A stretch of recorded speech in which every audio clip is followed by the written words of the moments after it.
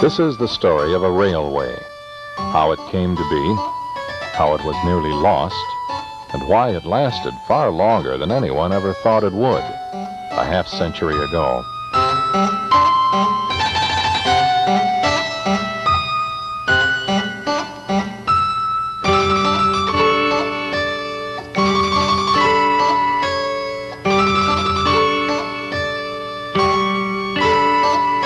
In the southeast corner of Wisconsin, about 35 miles west of the metropolitan corridor lining the Lake Michigan shoreline, are the villages of East Troy and McWanago.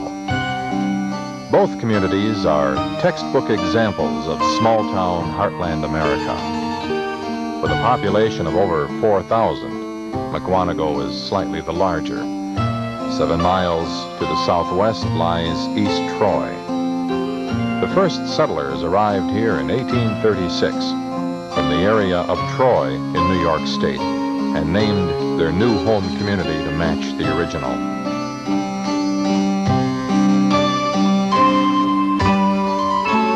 This is a resort region. Always has been because of the small lakes that dot the countryside all over southeastern Wisconsin. A lot of communities grew up around those lakes. Lake Beulah, Army Lake, Potter's Lake, and several others all adjoin East Troy.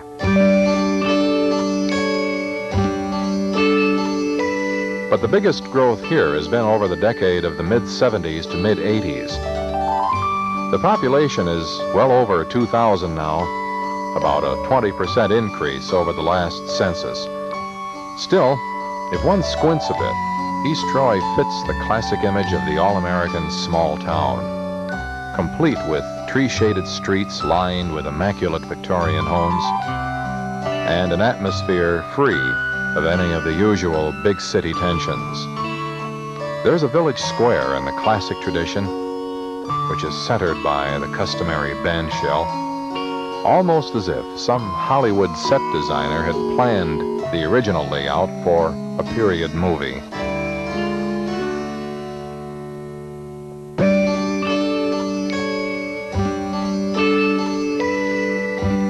What really grabs the first-time visitors, though, is the railway line that runs 3 blocks north of the village square. It's a railway with bronze trolley wire strung overhead.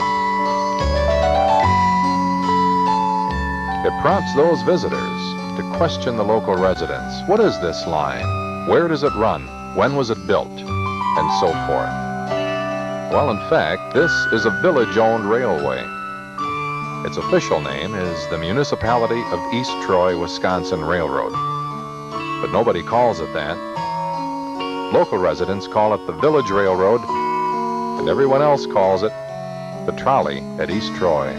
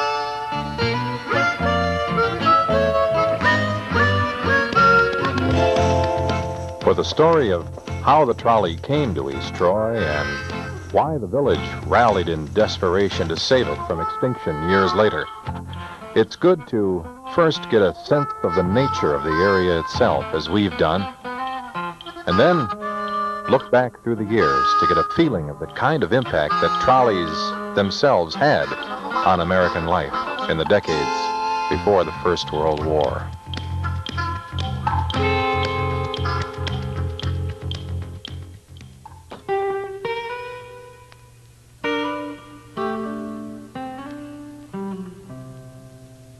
The beginning of the 20th century was the time of the trolley. At one time, there were 18,000 miles of trolley trackage in the nation. No American enterprise ever experienced a more rapid development or as swift a decline. But there was a time when the private automobile was still only an expensive novelty, and any journey of more than a few miles was made by rail. Steam railroads were well along in development, but were really better suited to medium or long distance travel without frequent stops.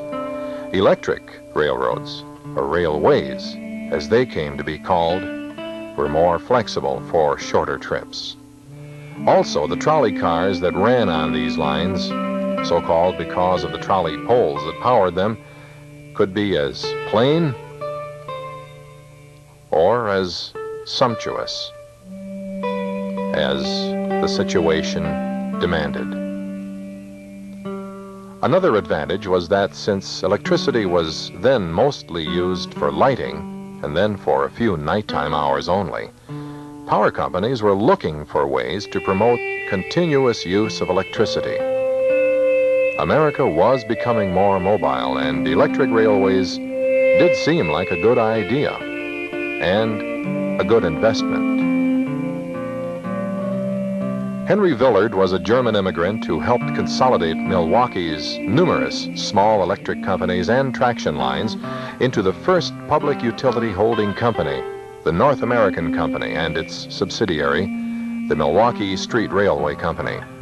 Villard introduced several prominent citizens to invest in or become directors of the new ventures. Among those citizens was Henry C. Payne, who had prospered as a textile merchant and who did much to set up in 1896 the Milwaukee Electric Railway and Light Company, TMER&L. Payne soon drifted into politics, however, and in 1902 turned over TMER&L's leadership to his assistant, John I. Beggs, who was a frugal man, to say the least, and he totally believed in the future of electric railways. Beggs began an all-out expansion program to that end with TMER&L. John Beggs ruled with an iron fist for 10 years, not only TMER&L, but affiliated Racine and Kenosha companies, and a system in Appleton where America's first practical electric railway had been developed. During those years, America was inflamed with interurban railway construction fever.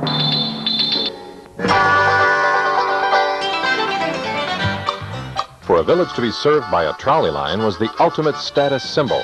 John Beggs was unrelenting in his commitment to expand his company's traction holdings. TMER&L grew to nearly 400 miles of trackage.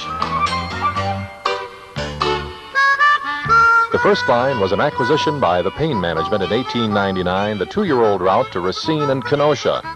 Other lines are planned to Watertown, Sheboygan, and to East Troy and Burlington. To house this trolley and power empire, Beggs built this block-square terminal and office complex in Milwaukee. Known as the Public Service Building, it was America's biggest and grandest trolley terminal.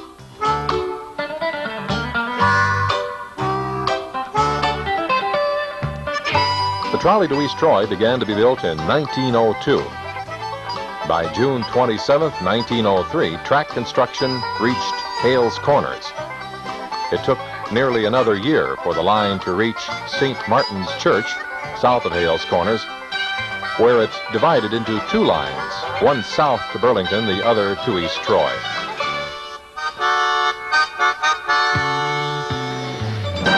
By the 1st of September 1904, service began to what is now Muskego, then called Muskego Center.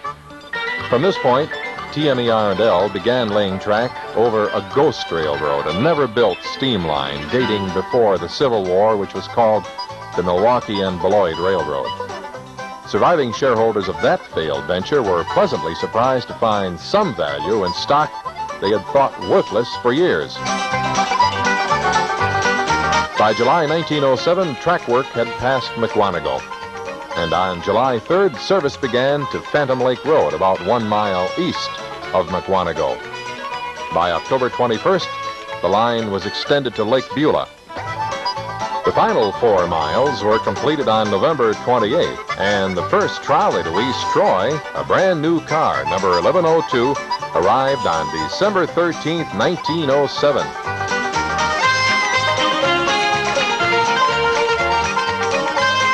The villagers turned out to celebrate their new status as a transportation center. Here's another photograph from opening day.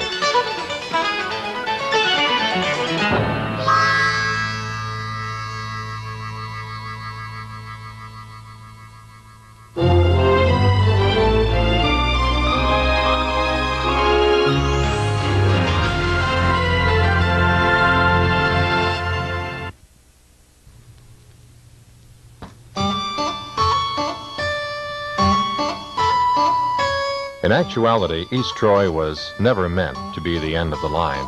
The company had planned to continue the line past East Troy to Elkhorn, Delavan, and beyond.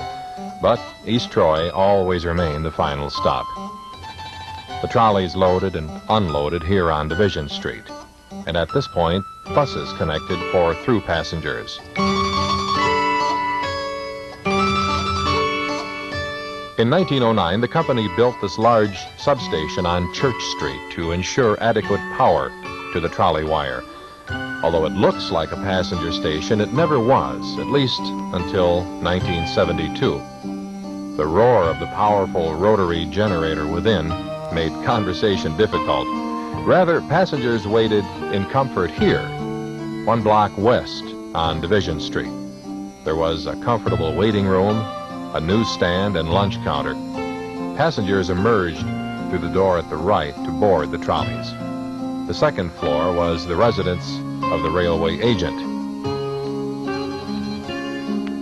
There's a story told about John Beggs, who one night paid a surprise visit to the East Troy substation. It was winter time.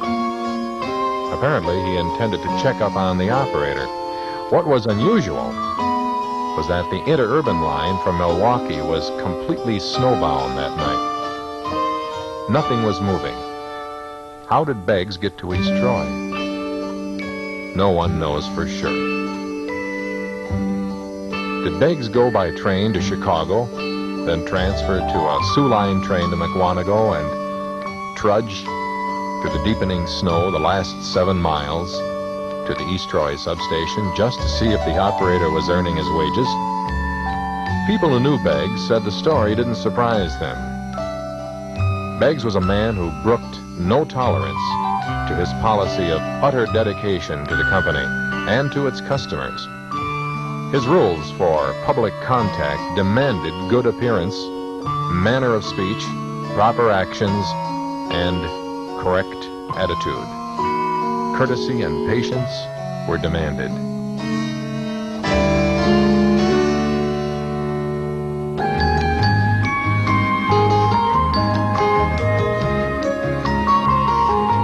Under the Beggs regime, trolleys ran to Milwaukee every 2 hours, and soon contracts were signed for the line to carry mail. And on December 1st, 1915, the line began to carry freight as well, to increase its income and provide a more complete service.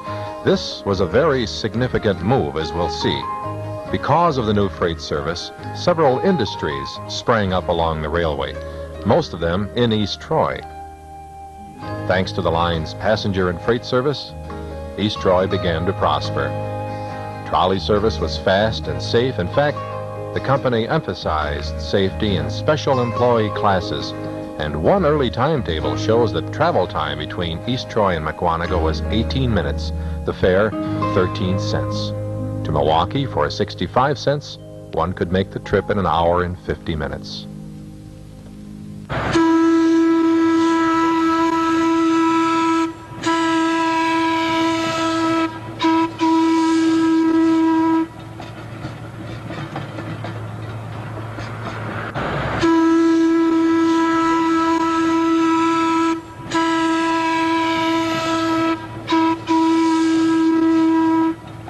That's part of the interesting history of this whole phenomena about the interurban. It was such a fast-rising phenomena and such a quickly disappearing phenomena. It brought the people out of the horse and buggy era basically into the automobile era. And you can tell, from, as you indicated, the grandiose plans that were envisioned, lines out to Delavan, to Janesville, to Madison, to Fond du Lac, to Green Bay, fall from Milwaukee. A lot of that never being realized because of the growth of the automobile. But it's that portion of that history, those plans, those people who were involved in that process, that makes a very interesting historical study. When Bob Stankowski isn't working at his job in the Milwaukee area, he's pulling motorman duties and whatever other work that needs doing on the East Troy trolley. Like most others here, he is a storehouse of trolley lore. Well, that's part of the important process of this whole operation, the history of the line. You have to remember that the electric railroad was to a large portion, was responsible for the urbanization of rural Wisconsin and the distribution of power. And so just beside the rail line itself on the ride, there's a lot more depth to the history of the electric railroads. And these people who have the actual memories of dealing with the railroads at those times when they were operational have a better grasp in those other situations than the normal rider would. Well, the history of this, obviously, is very fascinating. You ever have people sharing experiences when they rode the line, or possibly maybe even working for the company? When we were in this business 10 years ago, there were some of those people still around who came out and said, yes, I used to ride in this line, or I remember this. We're finding less and less of that these days, and I wish I had the time to take away from my regular job, just to go out and find those people who are left and interview them like you are doing right now, and get everything down on tape or on paper. Imagine that would bring back a lot of memories for them and help perpetuate the history of the line.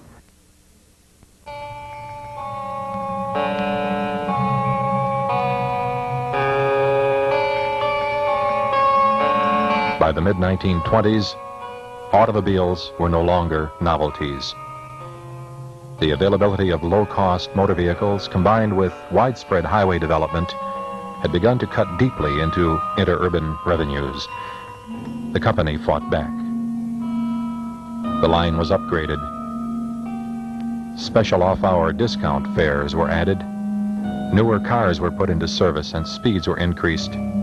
Diner cars were added to some routes. Now the travel time between East Troy and Mukwonago was only 11 minutes, and it was only a 65-minute ride to Milwaukee. Company promotions emphasized the safety and economy of riding the traction lines. Ridership continued to fall. By 1930, the national economy began to disintegrate. As the Depression worsened, a 10% wage cut was imposed upon employees. Then began a period of labor unrest, which erupted into a strike in 1934. The strike quickly turned violent.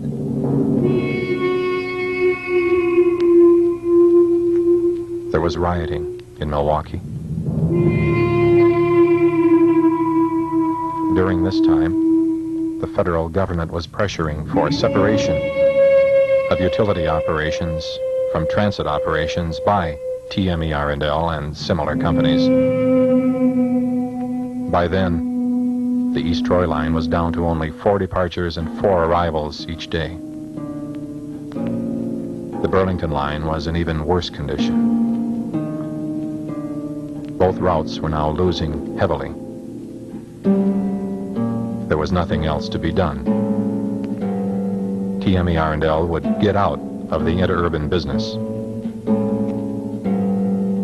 On May 2nd, 1938, the Burlington line to St. Martin's was abandoned.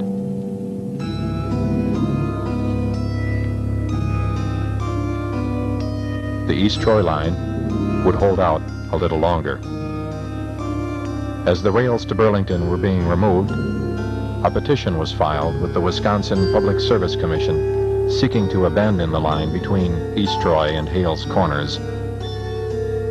However, the residents and industries of East Troy took the defensive, not necessarily to preserve passenger service, but to protect the village's increased freight interests.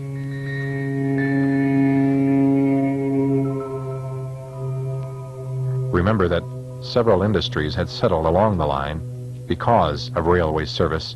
East Troy wasn't about to lose them. The village had just weathered the Great Depression and a major economic recession the year before. In June 1938, abandonment hearings were set at the Waukesha County Courthouse.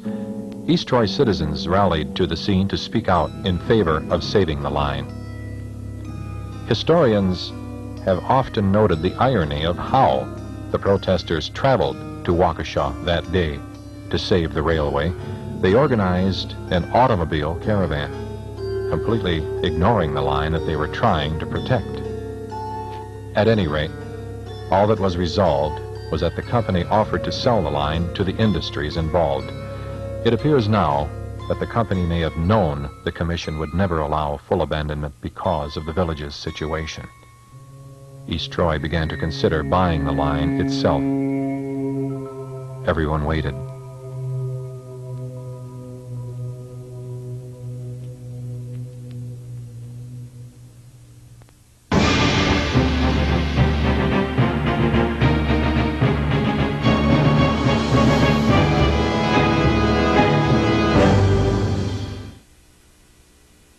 The next hearing was a year later, on June 17, 1939, in East Troy. The company repeated its desire to sell the line. 10 days later, on June 27th, a village referendum approved purchase by the municipality for a price of $10,000. The vote was 377 in favor, 14 opposed. Bonds were authorized for the purchase. The tax rate, which was already up because of a new high school, was raised again. But the line to McWanago was saved, for it joined the Sioux line. Total distance, 7.2 miles. Now the realization set in that passenger service was indeed ending to East Troy and McWanago.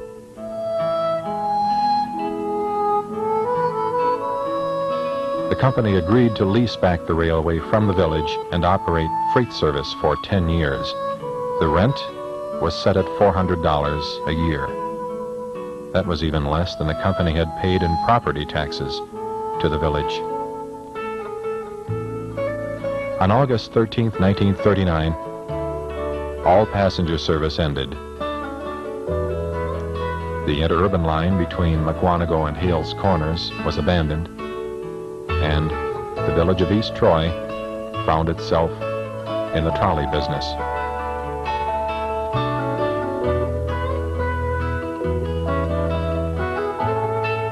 In the next decade, freight shipments did increase, but elsewhere TMER&L was abandoning its other interurban lines. By 1949, they were nearly all gone. That's the year the company's lease expired, and the village itself then began operating the railway. Also about this time, the village began to find itself being approached by people with plans to restore passenger service on the route. Another discovery was that people with cameras were beginning to turn up along the line, perhaps because trolley lines were by now vanishing everywhere in America. What had been taken for granted was now becoming appreciated and sought after.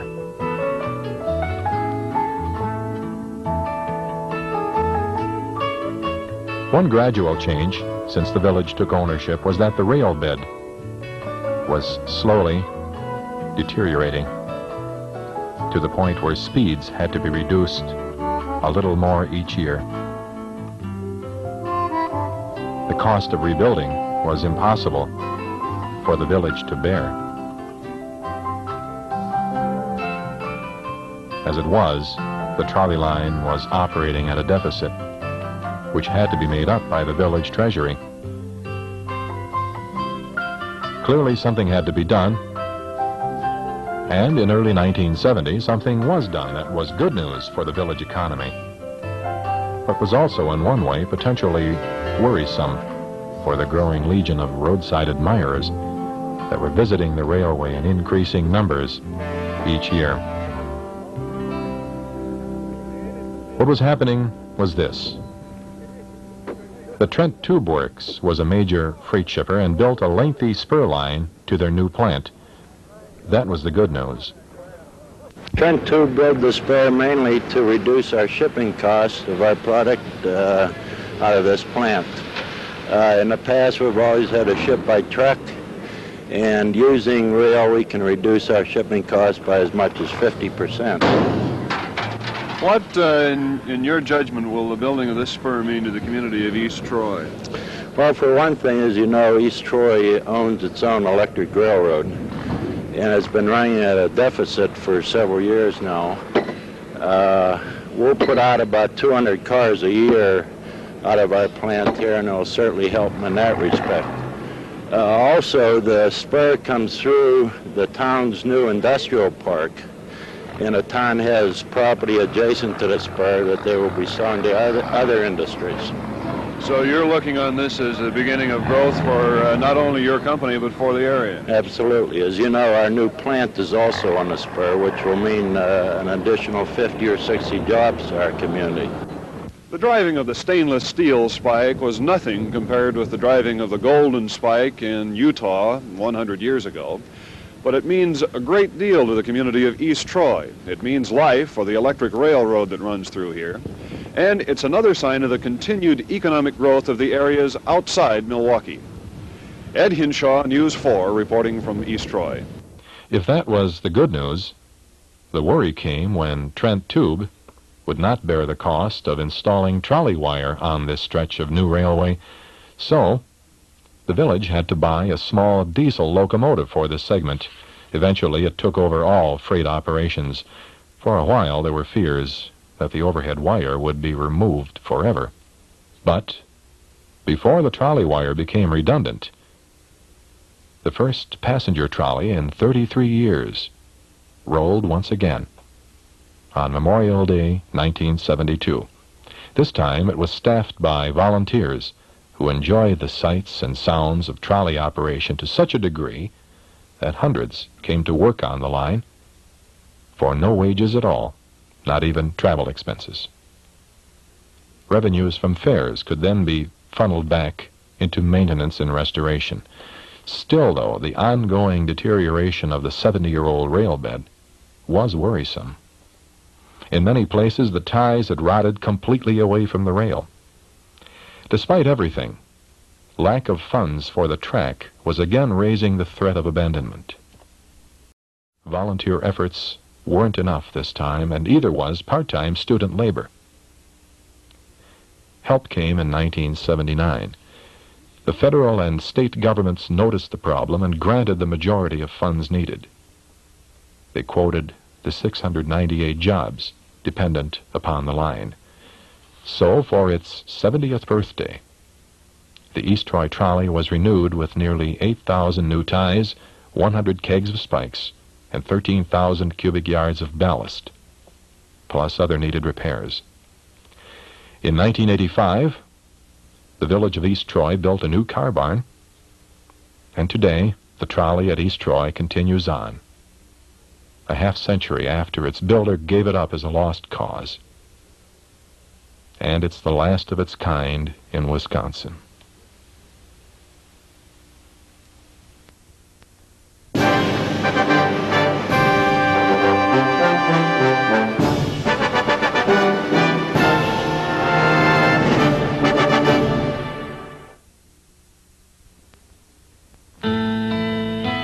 Over the years, not much has really changed.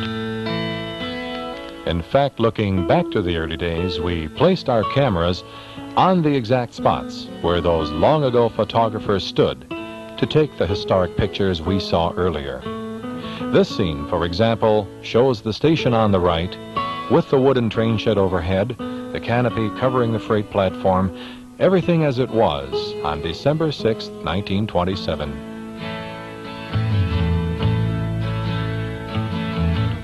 Today, the old station house remains much as it was, but the trolley shed and platform are gone.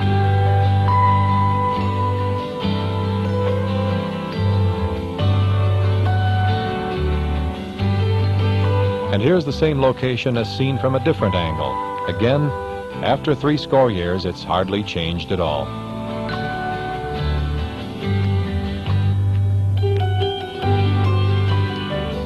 Looking in the opposite direction, this scene dates to about 1908, not long after the line was completed.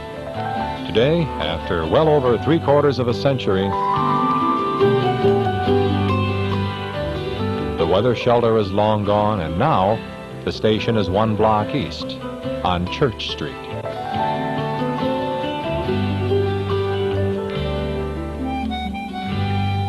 This is the same location. The season is summer, the year about 1908. Today, as we near the 21st century, it's still possible to board a trolley car here.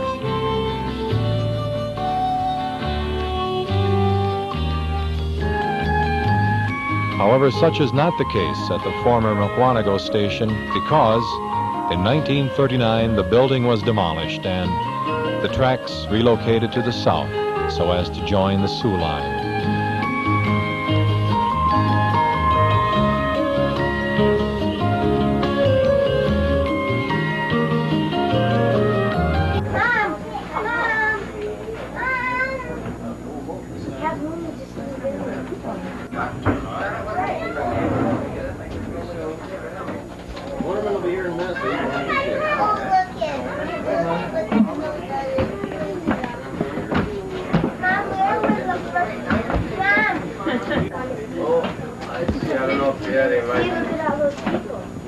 Marky.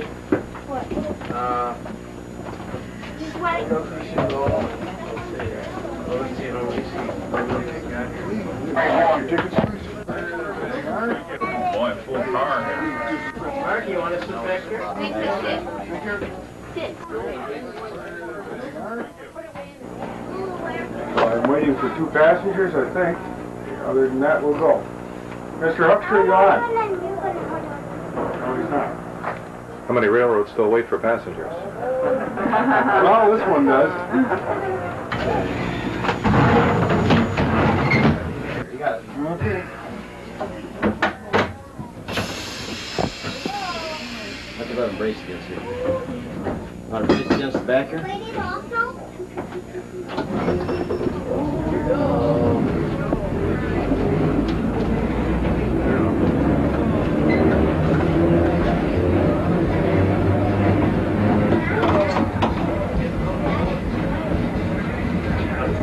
A ride on the East Troy line is a pleasant assault on the senses.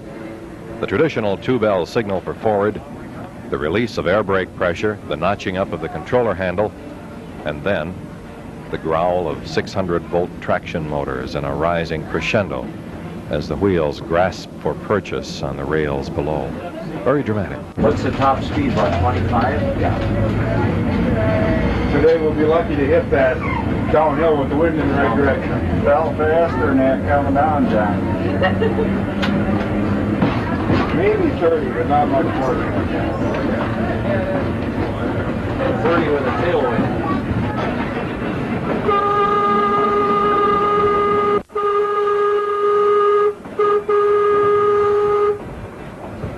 No high-speed welded rails here. The passengers hear every click and clack.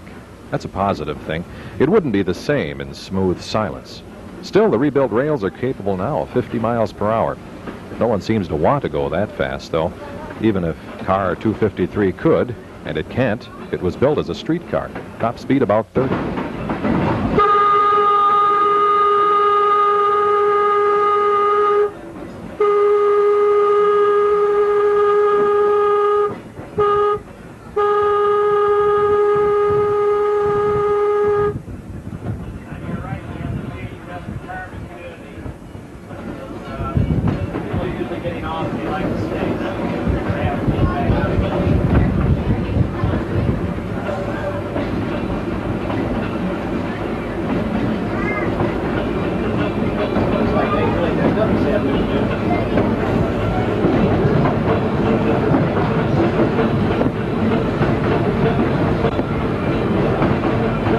A number of American communities have preserved their trolley lines due to public necessity.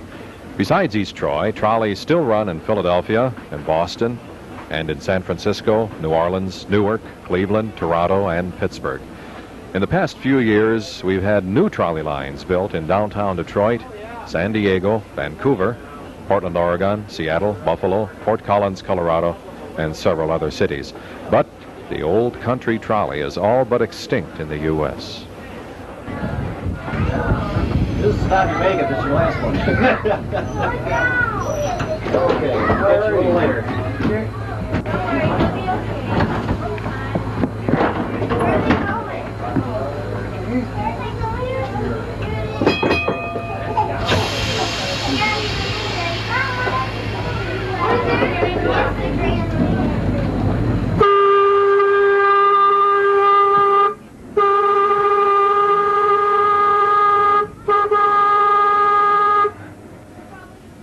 Nearly all the rolling stock from the old days had, unfortunately, been scrapped years ago. The trolleys here now have been salvaged from other lines and restored by volunteers.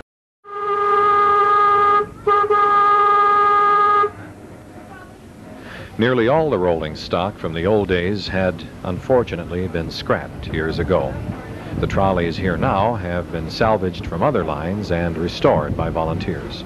Bob, what kind of work was done on the equipment when you brought it here?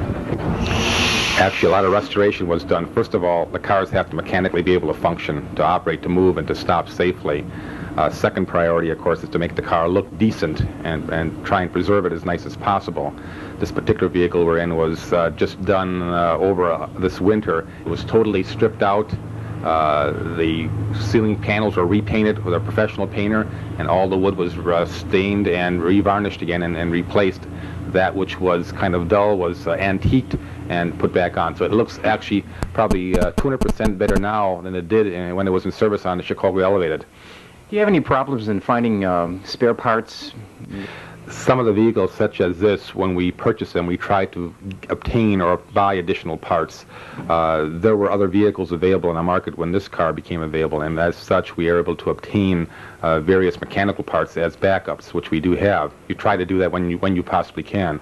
The car we'll ride later on, the yellow streetcar from Superior, doesn't have that option. In fact, we recently had a problem with the compressor on that car, and we had to install a compressor from a trackless trolley to act as an interim compressor until the armature for that one is repaired. So you don't always have the repair part you need. You hope you do. In this particular case, with that armature, we have an associate who runs an electrical repair facility, and so he has the facilities, fortunately, to do the repair on that type of equipment. So either repair it and keep it, or have some spare parts, hopefully. Okay, now what other equipment do you have in service? Besides this Chicago elevated car, we have a streetcar which is symbolic of the type of cars that operated in Superior, Wisconsin. That car was built in around the 1914 era. This car here is about 1923 vintage. So it's a little older type of city streetcar. We have other vehicles back in our main shops that operated on the Chicago South Shore. Those cars are more recent vintage, just having been retired about 4 years ago. We also have a very old Wisconsin Power and Light wooden interurban vehicle at our North Prairie barn. It is one of the classic, more beautiful, if you want to call these cars beautiful, vehicles that we have. It's in very bad state of disrepair. It acted as a granary, and as such was partially outside, exposed to the weather. And that particular side of the vehicle is totally rotted away, so it'll have to be completely refurbished. But fortunately, one of the sides of the vehicles was indoor, preserved fairly well, at least as far as a model, and so we'll use that as a symbol to work from, and redo the other side, and then redo the whole car. Again, that car too, there are no spare parts, so we'll have to go around the country to various. If parts are a problem, there's plenty of free labor. The line depends on volunteers, such as Jim Stevenson and his son Jim Jr. and daughter Jennifer, who drive in from Pleasant Prairie in Kenosha County to work on whatever needs doing. Nearly all shop work is done at the new car barn, which the village built in 1985. Cut the weeds and trees and bushes and anything else that gets in the way, and try to keep it clear for the trolley cars to operate. He trims what the brush. I trim. I get the leftovers. I wind up trimming what the bushwhacker misses here, as I nicknamed the brush cutter?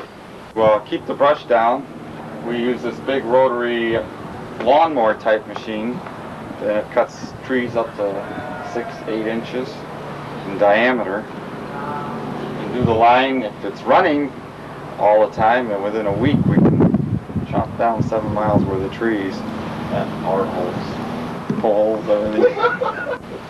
But it's fun. I enjoyed it. I enjoy being around the railroad and watching the trolley go past. And if we need anything, of course, then we can either get on the trolley and come back into town and get what we need, or have supplies sent out.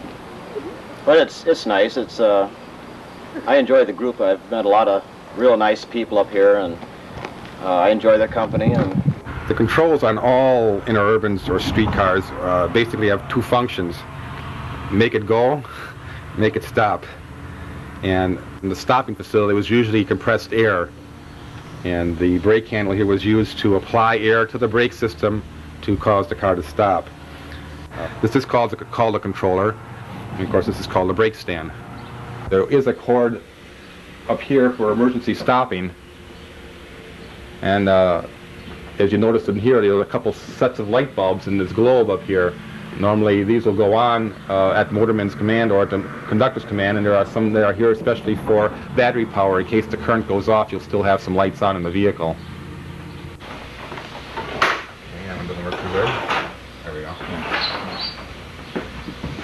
Then they usually roll the signs in the front of the car or the back to the particular destination or route that was represented on the sign. I'm just rolling the street signs here of the Chicago car and showing the various signs that are on here. Here it says Evanston Express, backwards of course.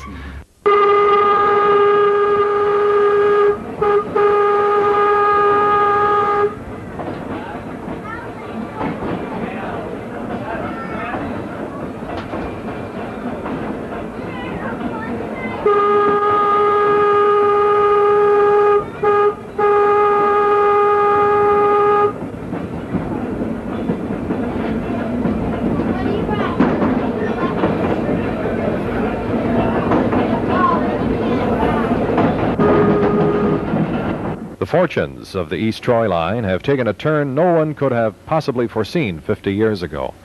The greatest share of its revenues are from passenger fares now, of all things. But there are still 60 or so freight shipments each year which are handled by the regular crews.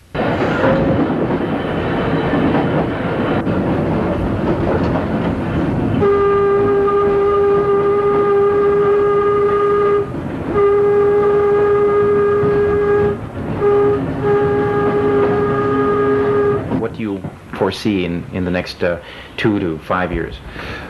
Obviously, besides giving a trolley ride to the public, you want to try and produce something stimulating and exciting and historically significant. That's often very difficult to do. Besides the historical need to present these type of pieces of equipment in a historical mode, this is also a business, so you want to progress enough to make money to pay the bills. To that end, we will probably, take some of our cars and do some things with them, such as make them into a dining lounge car, perhaps for chartered, catered meals. We will be taking the other vehicles and making them available for passenger traffic, but we do cater to a lot to charters also, especially in the late spring when the school semesters are wrapping up. There are a lot of young people who come out here for the charters. We had one this late October from Beloit that had 400 school children in one shot. That was a challenge to take care of. Little note on this particular car. It was built about 1913 in the Twin Cities shops of the Minneapolis Car Company, and served from about 1913 to 1951 in the Duluth Superior area. From 51 until approximately 1980, it was a summer cottage, and then it was rescued from a scrapyard in about 1981-82 by some of our people and partly restored, about 95% restored. The seats and the trucks aren't exactly original, but they're as close as we can get. The seats are from Birmingham, Alabama, and the riding trucks are from Chattanooga, Tennessee.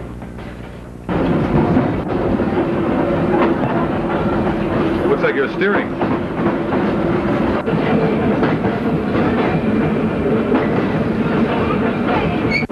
turn left or right, can you?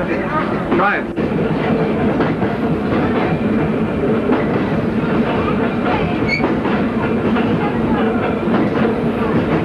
This scene used to be as common in America as barnyard windmills were, a trolley line paralleling a rural county road. Now this view has vanished everywhere, except here, probably forever. This particular highway was an old stagecoach road 150 years ago. Even though paved highways were the major cause of the demise of the trolleys, there's something exhilarating about the sight of a trolley line alongside a country road. People stop roadside all the time to savor the sight. Railway personnel call them daisy pickers. Give her a pull.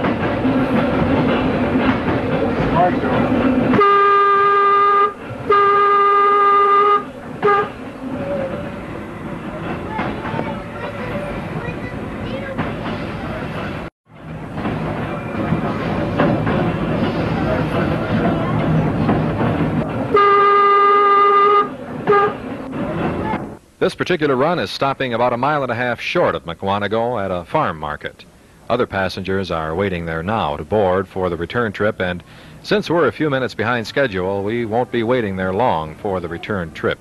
This car will pull into a siding momentarily.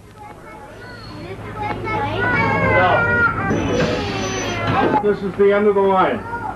The other folks will be leaving again at 4 o'clock, so there's a very short layover. What kind of reaction do you get from the general public?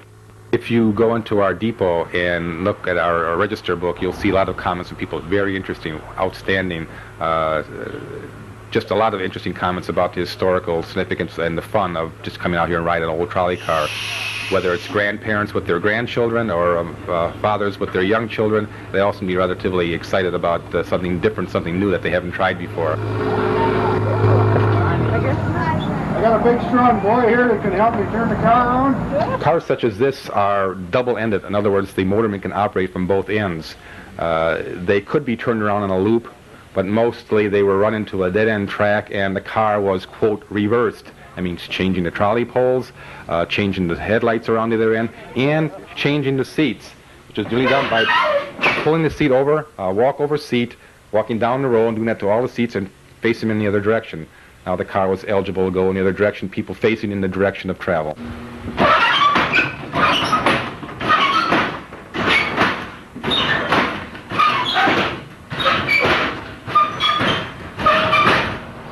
Ready to go the other way now.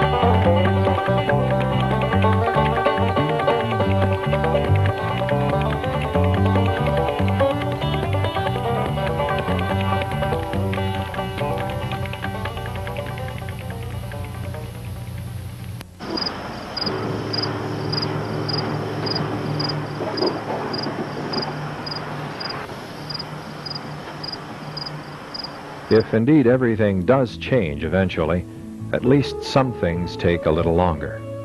The distance of years brings new significance to our memories of things and places past. We are a sentimental people, and we treasure our souvenirs and remembrances.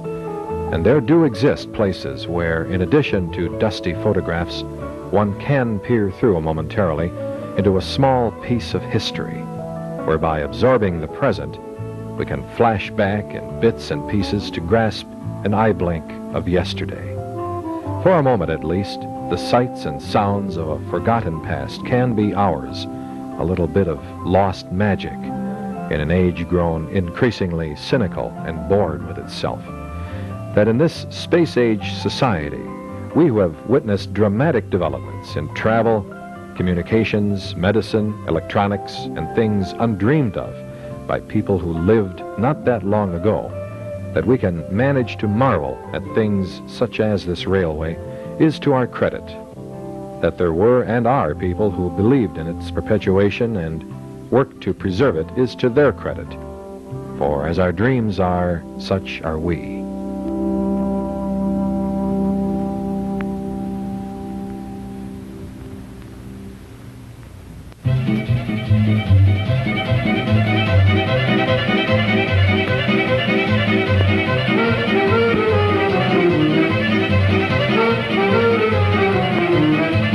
Sing me a song of the rail. Sing me a song of old shining rail. Sing me a song of the rail. Carry me on to my dreams. Let me stroll where the limit is wrong. Let me feel the pulse of the wheel on the rail, on the rail, on the rail. Sing me a song of the rail. Carry me on to my dream.